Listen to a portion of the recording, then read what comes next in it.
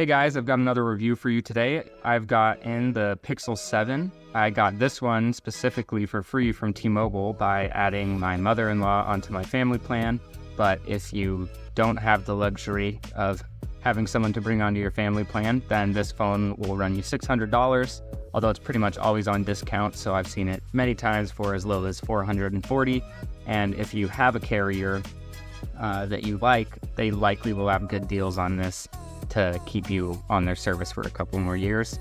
So let's just get into the design a little bit of this phone. Starting from the front, we have Gorilla Glass Victus, and that's also on the back. We've got the Pixel visor bump that all of the Pixel phones have had since the 6. And I really like that because it gives you something to grip when you're holding the back of your phone, and when it's flat, it won't rock. On the side of the phone, we have a power button, a volume up button, and the volume down button, all three on the right side. On the top, we have a little microphone hole.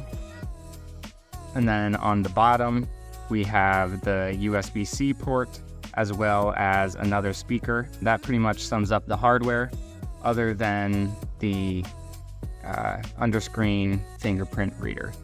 One thing that I like to go over with most phones is haptics, because if you've ever used a really budget phone and a really flagship phone, one thing you'll notice is that the flagship phones usually have really good haptics, and that is the case here. So if you're typing, it feels really good when compared to more budget phones. I've been using my Galaxy A34 for a while now, and that's one of my bigger complaints, is that the haptics aren't great. But I mean, they're still really good for a budget phone. But when I switched back to this to make this review, I remembered how much I like the haptics here. Let's talk a little bit about the screen. This is a full HD OLED panel, and it runs at 90 Hertz, so you get that nice buttery smooth refresh rate. But 90 Hertz honestly is kind of low, considering where other phones are. I mean, my Galaxy A34 has 120 Hertz refresh rate.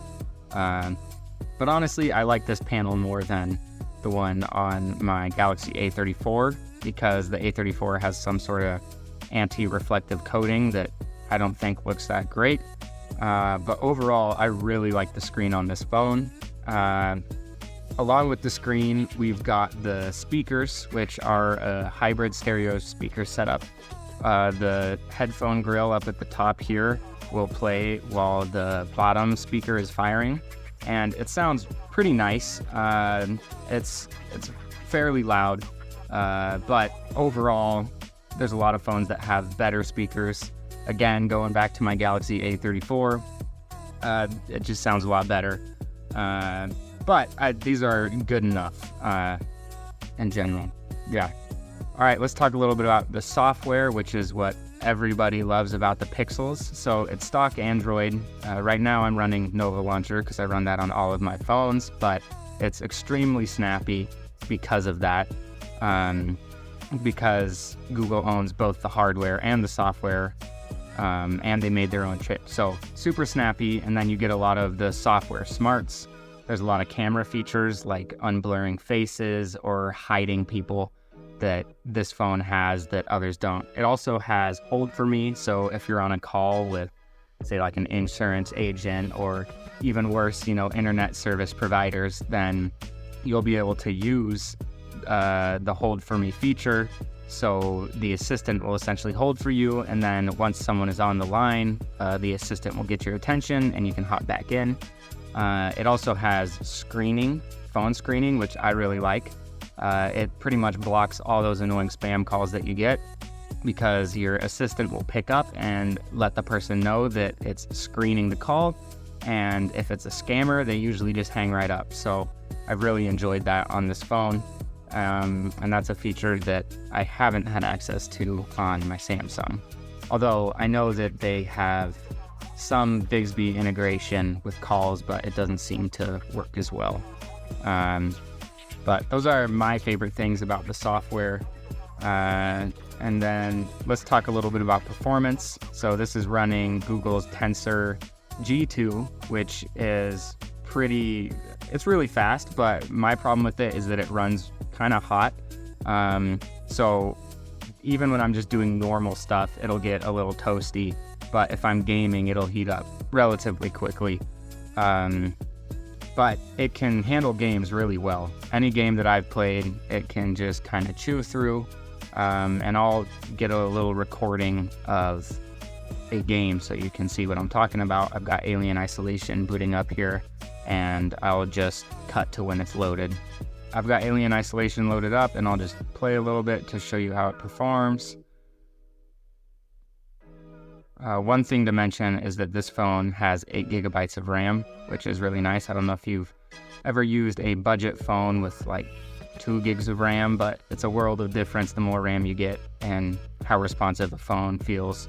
I mean, to a point, obviously. If you have like 32 gigabytes of RAM, I don't know if you'll notice a big difference between 8, because you'll get some diminishing returns, but 8 gigs feels like a sweet spot to me. Most of my phones that have 8 gigs feel really fast, even if the chipset isn't that fast, so I really like that. Alright, so that was enough of the game. Let's talk a little bit about the battery. So this phone has a 4,355 milliamp hour battery, which is decently sized, but most phones these days seem to be in the 5,000 milliamp hour battery range. This phone has been pretty decent for me. After about a week of usage, it gets a lot better. It'll last me through a day, but it's not like my A34, which just lasts, I honestly, like 2 days. Sometimes I'll just forget to charge, and then I get a message the next day, and I charge up pretty quick because that phone has 30-watt wired charging. This phone only has 20-watt wired charging, which to me is pretty lame considering how quickly phones charge now. A lot of phones, well, especially the Chinese ones like the OnePluses, but this phone seems to take a long time.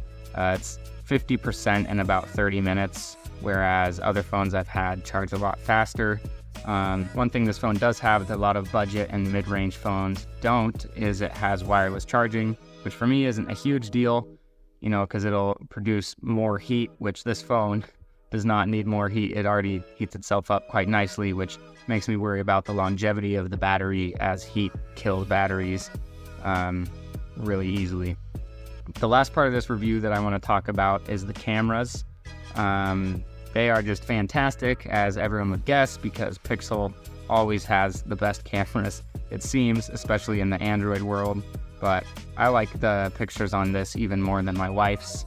I will say, though, that the video is a little bit worse, but we can just talk about the camera real quick here. So we've got a 50 megapixel main camera, and then we've got a 12 megapixel ultra wide, and then on the front here we've got a 10.8 megapixel selfie camera, which is also pretty good.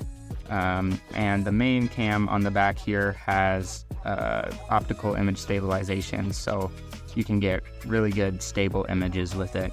And the processing chops are amazing on this phone. I'll just throw some samples up here real quick for you, and you can decide on your own if you like how it looks.